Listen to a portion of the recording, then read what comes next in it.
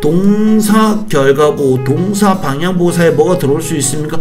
없습니다. 그런데 이 사이에다가 바로 뭡니까? 이렇게 수학론 더나 아니면 뿌를 집어넣는 겁니다. 그러면 바로 뭐가 되죠?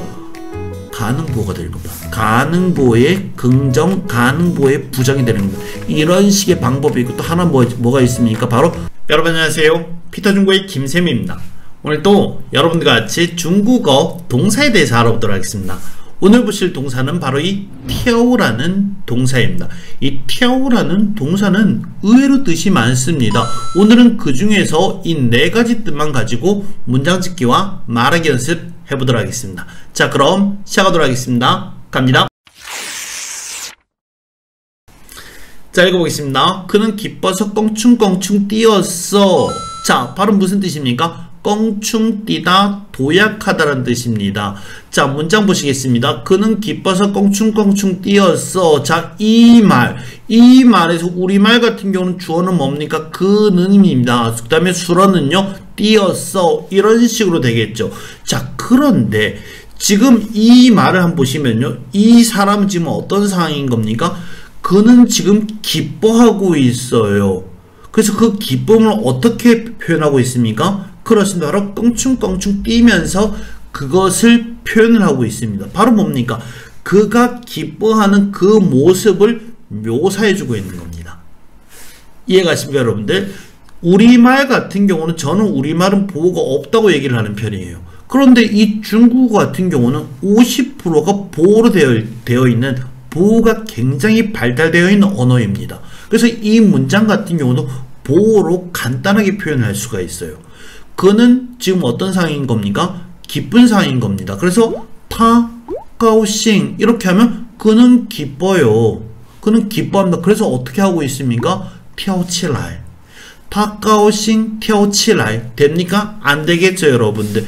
이때는 바로 뭐가 필요한 겁니까? 그렇습니다. 바로 수학런 더가 필요한 거겠죠. 그래서 이렇게 수학런 더를 넣어서 타高兴的跳起来이렇게 하시면 그는 즐거워요. 그 즐거움을 어떻게 하고 있습니까? 깡충깡충 뛰면서 묘사를 하고 있는 겁니다.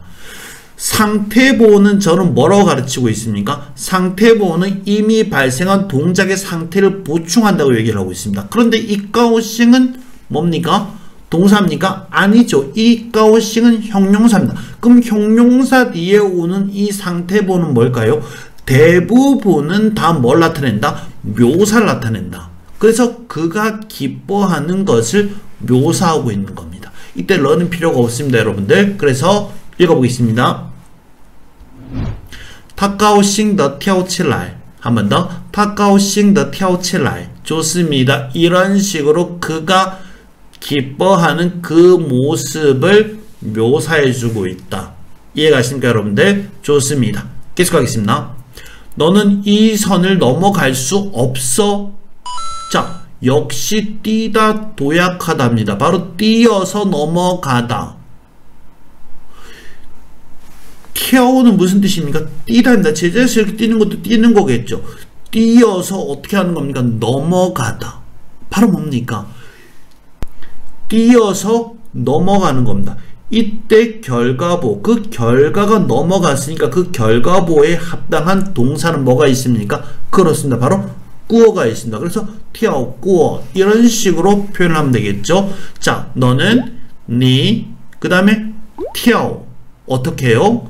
这条线 니 跳这条线 너는 이 선을 跳뛸 수 있어. 이렇게 하면 이상하겠죠. 그래서 방금 우리가 했던 그 跳 뒤에다가 결과보 꾸어를 넣는 겁니다. 그래서 你跳过这条线 이렇게 하면 되는 겁니다. 그러면 너는 이 선을 跳 바로 뛰어서 꾸어하세요. 건너세요. 이렇게 되는 겁니다. 이때 이 꾸어는 사성으로, 이렇게 사성으로 성조가 나야 되는 겁니다. 그래서 跳过 이렇게 해야 되는 겁니다. 아시겠죠, 여러분들?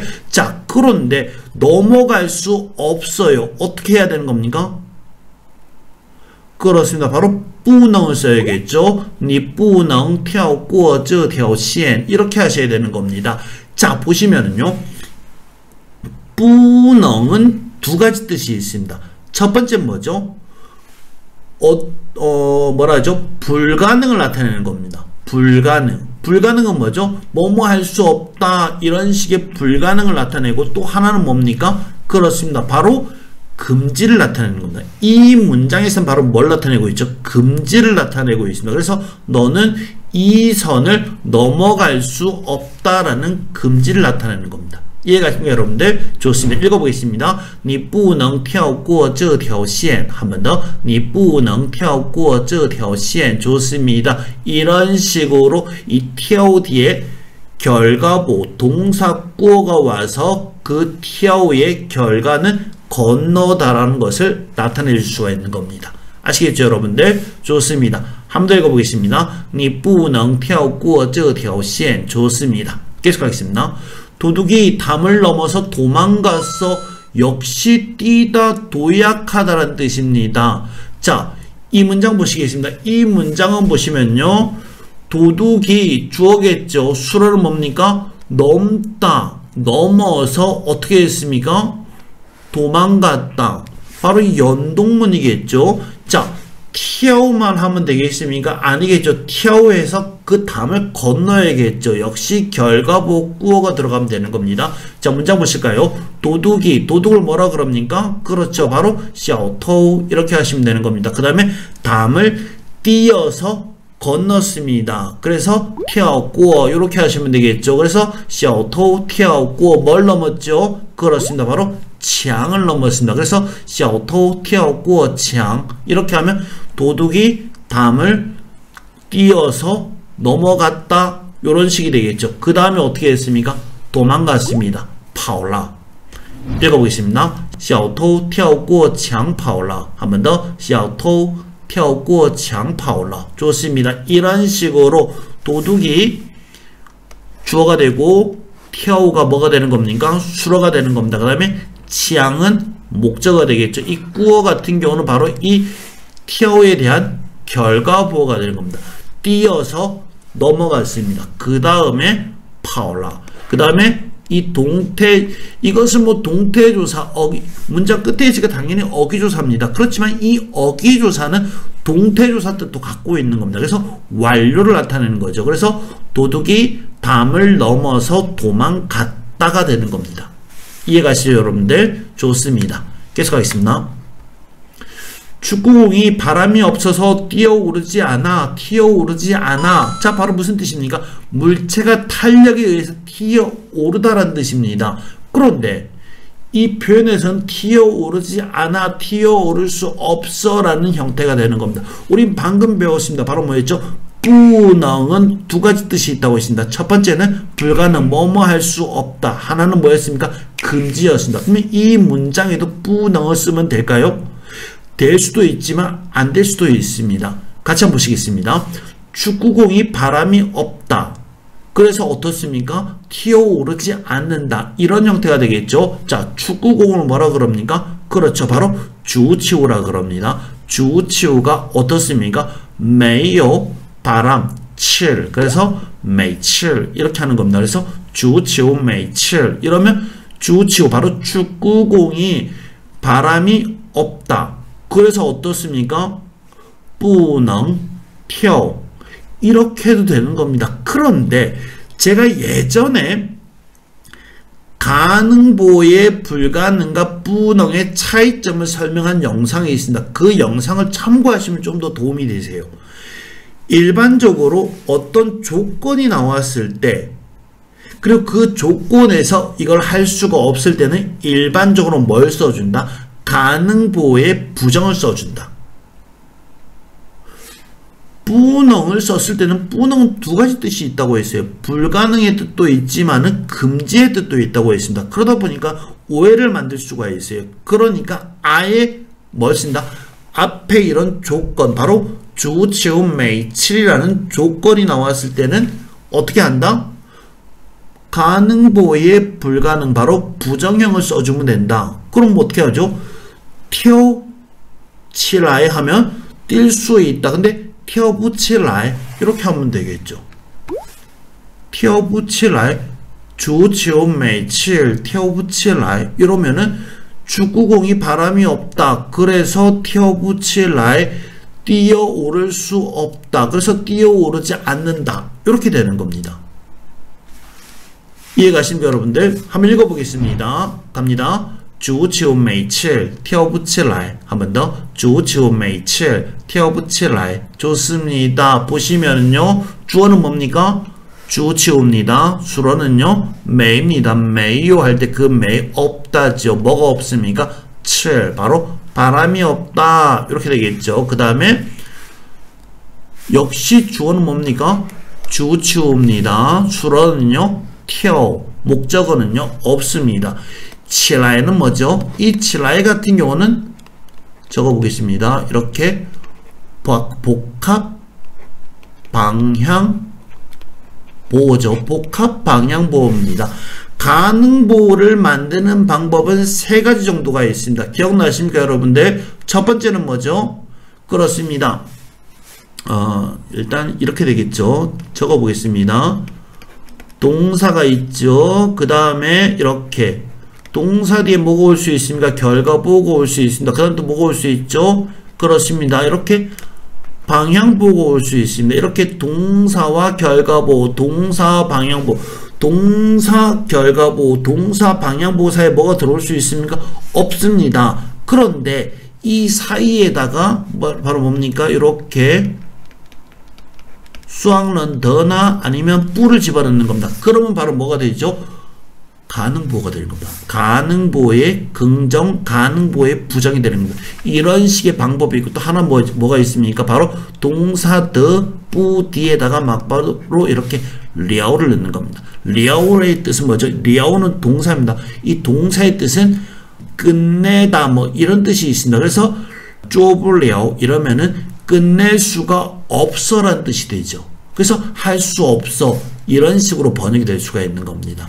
바로 이렇게 동사와 방향보호 사이에 뿌를 집어넣어서 바로 뭡니까? 가능보호의 부정형을 만들어냈습니다. 좋습니다. 좋습니다. 자, 한 번 더 읽어볼까요? 足球每次跳不起来. 좋습니다. 계속하겠습니다. 내 눈꺼풀이 툭 하면 푸르르 떨려. 자, 파도 치듯 심장등이 움직이다, 뛰다, 부르르 떨리다라는 뜻이 있습니다. 그 부르르 떨리는 그걸 얘기하는 거죠. 간단한 문장입니다. 이 문장은요. 자, 보시겠습니다. 주어는 뭐죠? 그렇습니다. 이 주어는 내 눈꺼풀이 되는 겁니다. 수로는 뭐죠? 떨려가 되는 거예요. 뭐 부르르 떨려 다 해도 됩니까? 그 다음에 툭 하면, 컬핏하면. 자, 문장 보시겠습니다. 내 눈꺼풀이 我的眼皮 그렇습니다. 떨려, 跳. 간단한 문장이죠. 我的眼皮跳 이러면 내 눈꺼풀이 부르르 떨려 이렇게 되는 겁니다. 그런데 문장에 보시면 툭하면 이것은 바로 뭘까요? 툭하면, 컬핏하면, 자주 이런 뜻이 되는 겁니다. 바로 부사가 되는 거겠죠. 부사. 예. 그럼 우린 컬핏하면, 툭하면 뭐가 있습니까? 그렇습니다. 바로 뭐常常, 经常, 总是, 老是 이런 단어가 있습니다. 그럼 그 중에서 뭘 쓰면 될까요? 이때 쓸 수 있는 부사는 가장 적합한 부사는 바로 老是라는 부사가 있습니다. 그래서 我的眼皮老是跳 이렇게 하시면 되겠죠. 아니 왜 老是를 쓰냐? 经常, 常常, 总是 쓰면 안 되냐? 써도 됩니다. 그런데 이 문장에는 老师가 더 낫습니다. 왜? 이 老师 같은 경우는 안 좋은 상황을 나타낼 때 그럴 때 쓰는 부사예요. 눈꺼풀이 컵이탕 두두두 떨리는 게 그게 좋은 상황은 아니지 않겠습니까? 그래서 안 좋은 상황이기 때문에 이 老师가 이 문장에선 가장 적합하다. 이때 저 시는 생략해야 되는 겁니다. 그래서 老跳 이렇게 해도 전혀 문제가 없습니다. 이것은 제가 만들어 놓은 영상이 있으니까 이 라오만 갖고 만들어 놓은 영상이 있으니까 그거 참고하시면 굉장히 도움이 되실 것 같으세요. 아시겠죠, 여러분들? 읽어보겠습니다. 我的眼皮老是跳 한 번 더. 我的眼皮老是跳 좋습니다. 이런 식으로 이跳의 뜻은 부르르 떨리다라는 뜻도 있습니다. 그리고 이 老师는 안 좋은 상황에서 쓴다. 그것만 기억하시면 됩니다. 아시겠죠, 여러분들? 계속하겠습니다. 읽어보겠습니다. 대기 번호가 갑자기 30번에서 40번으로 건너뛰었어. 차례나 순서를 건너뛰다, 뛰어넘다란 뜻이 있습니다. 이 문장 굉장히 재밌습니다, 여러분들. 자, 대기 번호가 갑자기 30번에서 40번으로 건너뛰었어. 주어 뭡니까? 그렇죠. 이 문장에서의 주어는 대기 번호가가 되는 겁니다. 은는 이 가가 있으면 뭐라 했습니까? 주어라 했죠. 그 다음에 수로는 뭡니까? 그렇습니다. 건너뛰다가 되는 거겠죠. 자, 그러면 갑자기는요, 투란 부사 있죠. 30번에서 종산시, 그 다음에 40번으로 到40 이렇게 하면 될까요? 같이 한번 보시겠습니다. 자, 대기번호 뭐라 합니까? 排队号码 이렇게 하시면 되는 겁니다. 그 다음에 어떻게 됐습니까? 건너뛰었어, 跳了 排队号码跳了 이러면 대기번호가 건너뛰었어. 자, 건너뛰었는데 어떻게 건너뛰었습니까? 그렇습니다. 갑자기 투란 튀어라. 그렇습니다. 대기번호가 갑자기 튀었어. 어떻게 튀었습니까? 30번, 내 번호는 30번이에요. 아니면 뭐 그냥 내가 보고 있는 그 창고 앞에 있는 번호가 30번이었는데 갑자기 40번으로 건너뛸 수도 있겠죠. 그래서 어떻게 말합니까? 그렇죠. 从30 이렇게 되겠죠. 排队号码突然从30跳了.跳해서 그 결과가 어떻게 됐습니까? 그렇죠. 40까지에 도달했겠죠. 30에 있던 것이 40으로 건너뛰어 갔다는 겁니다. 그래서 从30到40跳了 이렇게 하면 될까요? 이렇게 하면 30에서 40까지 그 사이에서 막 팔짝팔짝 뛰었다는 뜻이 되는 겁니다. 그게 아니고 30에 있던 것이 갑자기 뛰어넘어 가지고 어디에 도달했습니까? 40에 도달했다. 바로 그 결과가 어떻게 됐다는 겁니까? 40에 도달했다는 겁니다. 그래서 到40는 바로 뭐가 되는 겁니까? 결과부호가 돼야 되는 겁니다. 제 말이 이해가십니까, 여러분들? 그래서 이 문장에서 이렇게 跳到40了 이렇게 하셔야 되는 거예요. 읽어보겠습니다. 排队号码突然从30跳到40了. 한 번 더. 排队号码突然从30跳到40了. 좋습니다. 이 문장 저랑 같이 분석 한번 해볼까요? 문장 간단한 문장입니다. 바로 뭐죠? 주어는 뭡니까? 하오마. 어떤 하오마? 排队号码. 그 다음에 어떻게 했습니까? 跳했습니다. 跳해가지고 결과가 어떻게 됐죠? 到40 바로 전치사구 보호가 되는 겁니다. 이런 식으로 전치사구 보호 바로 결과는 40까지 이동해서 거기에 도달했다는 겁니다. 그 다음에 어디에서 출발했죠? 30에서 출발해가지고 40에 도달해서 머물러 있다 이런 식으로 번역하면 되겠죠. 그 다음에 어떻게 해요? 투란. 좋습니다. 이 총이라는 전치사는 어떤 전치사입니까? 이 총이라는 전치사는 동작의 시작점을 나타내는 겁니다. 그래서 튀어 바로 건너뛰는 지점이 바로 30이라는 겁니다. 그리고 왜 이 到40는 결과 보러 와야 되냐? 바로 이 튀어 바로 건너뛴 결과, 건너뛰어서 도착한 곳이 어디죠? 40이라는 겁니다. 그래서 쟤는 결과보에 와야 되는 거예요. 만약에 얘가 이런 식으로 从30到40跳了 이래버리면은 30에서 시작해서 40까지 거기서 막 뛰었다는 걸 얘기하는 겁니다. 이상하겠죠, 여러분들? 그런 상황도 있을 수가 있습니다. 막 앞에 있는 번호 막 30에서 40 사이에서 왔다 갔다 뛰고 있으면은 그럴 수도 있습니다. 그렇지만 지금 상황은 그게 아니겠죠. 그래서 30번에서 시작해서 건너뛰어서 40에 도달했다가 되는 겁니다. 이해가시죠, 여러분들? 좋습니다. 예, 그렇죠. 자, 그리고 따오 뒤에는 일반적으로 뭐가 오는 겁니까? 이 따오라는 전치사 뒤에는 일반적으로 장소나 시간이 와야 되는 겁니다. 그런데 40이 장소냐? 아니겠죠. 40은 장소도 시간도 아닌데 어떻게 지금 이 장소사 뒤에 왔느냐? 왜?